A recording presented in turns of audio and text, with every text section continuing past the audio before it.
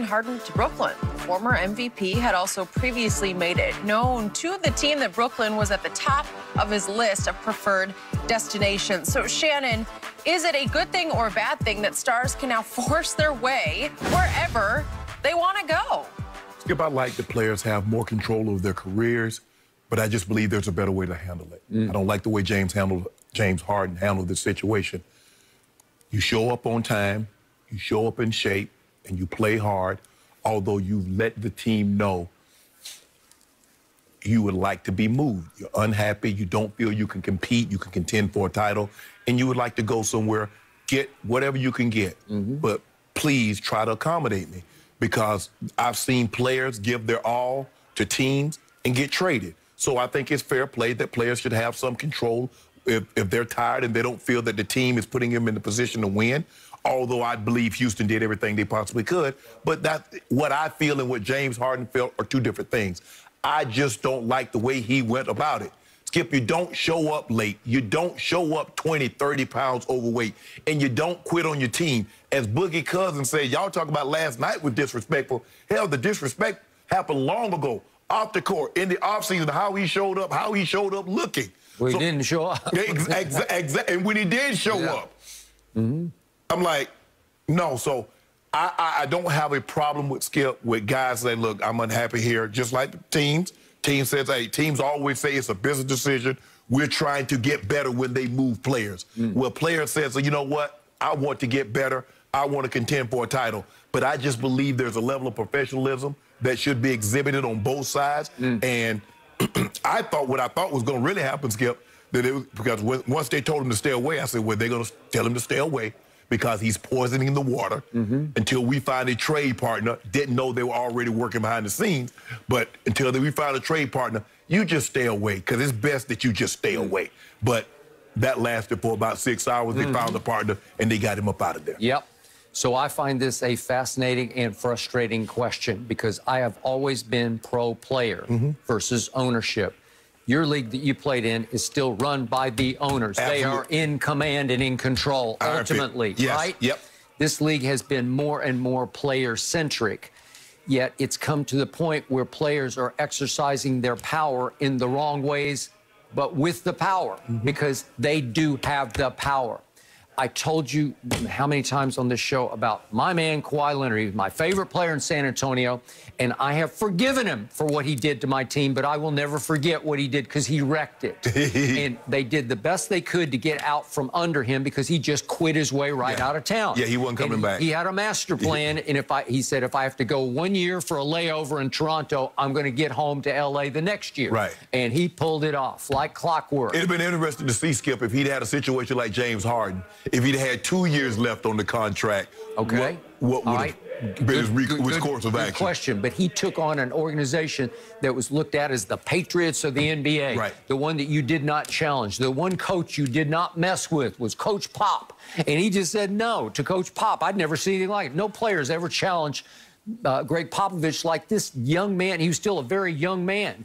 And yet, all they could get back, they got DeMar DeRozan and Jakob Poeltl. And what happened the next year? They did make the playoffs, and they lost to an up-and-coming Denver team in 7 games in the first round. Then what happened last year? They missed the playoffs. Okay? It's because you're just sort of left low and dry. And what's about to happen in Houston? Well, now the reports are Oladipo doesn't really want to be in Houston or stay in Houston. So did they just rent him for this part of the year? Well, Skip, he has an expiring contract, so that makes him very appealing to move him again. Okay, but my point is, where does it leave Houston? Can you replace James Harden? You just can't. They're left for quote-unquote dead. At least, Skip, when the Pelicans lost AD, they got Brandon Ingram, who turned into an all-star. Okay. They got the first pick in the draft in Zion. Okay, but did they make the playoffs last year? They did not. But you see, they have some nice building pieces. So the question is, can John Wall, Christian Wood, some of these, we got to see who they draft, Skip, with those picks. Cousins, Boogie. Can they make, but the best thing about it, Skip, I think they had to say, after what Boogie said, I don't think it would have been the best interest that James Harden show up to practice, because after he did what he did, I'm not sure that Boogie was the only player that felt like he had quit on his team, and it would be best that he not be around. Okay. So ultimately, I'm very happy the players have this power. Right. I'm not always happy with the way they utilize it, and I believe our commissioner of this league, Commissioner Silver, is not happy with this look, because I think it will alienate some fans. Obviously, those in Houston are not going to be real happy with this now. But Skip, I mean, David Stern, he vetoed. I mean, think about it. He allowed super teams to happen, but he vetoed Chris Paul going to join the Lakers. Yeah. So, and then vetoing. They were running that team at that point. And he didn't want, he thought, well, because the Lakers would have probably won about 3 or 4 more championships. But he didn't, but in the process of eliminating what he thought would be a super team, he created others. Yep. Because then you had LeBron, and then you had KD, and now you got this situation. Yep. And now you got another situation with LeBron and AD, and Kawhi and Paul George. So where you suppressed one, you gave the uprising to others. Yep. So right there in Houston, you have a Deshaun Watson playing in the National Football League, who's in the same virtual situation where he's saying, I just don't like the way, the direction. I need out of here. Well, is he going to force his way out? Probably not. He probably can't. But the difference is, Skip, is that James Harden, all those years, Daryl Morey ran the decisions that he was going to make by him. He did. This guy didn't run the decisions by James Harden. They told Deshaun that they were, we were, and they didn't do it.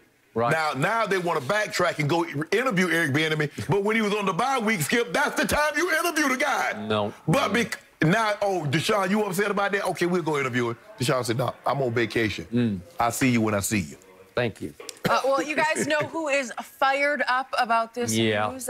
Knicks superfan. Michael Rappaport is joining us next. He has a lot to say. I don't know if he's happy, upset, angry. We'll have to wait and see. He'll be with us after the break. James Harden got his wish and is being traded to the Nets in a 4-team deal involving the Pacers and Cavs. Several players and many first-round picks were dealt in order to get Harden matched up with Kevin Durant and Kyrie Irving in Brooklyn.